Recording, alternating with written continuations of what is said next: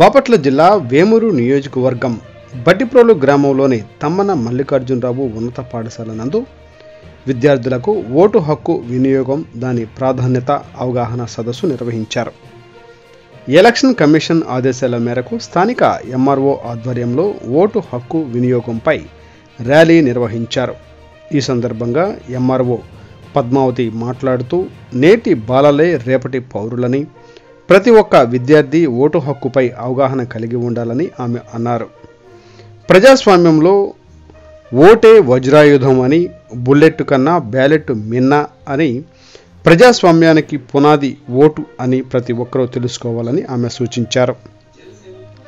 ఈ కార్యక్రమంలో SI Srinivasarao, DT Srinivas, MEO Devaraj, HM Ramakoteswararao, ఉపాధ్యాయులు, విద్యార్థులు పాల్గొన్నారు.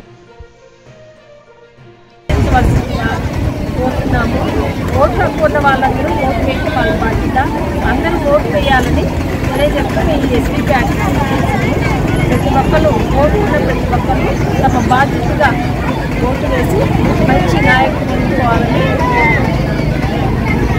మనకి ఏపీఎల్ఎల్లో ఎలక్షన్స్ అనేవి కనెక్ట్ చేయబోతూ ఉన్నారు. మార్చి నెలలో ఎలక్షన్ నోటిఫికేషన్ అనేది రాబోతూ ఉంది. యాక్చువల్గా నేను మాస్టర్ ట్రైనర్ని. నా పేరు మురళీమోహన్. నేను రేపల్లె నిజాంపట్నంలో ఒరిజినల్ ఈవీఎం మిషన్స్తో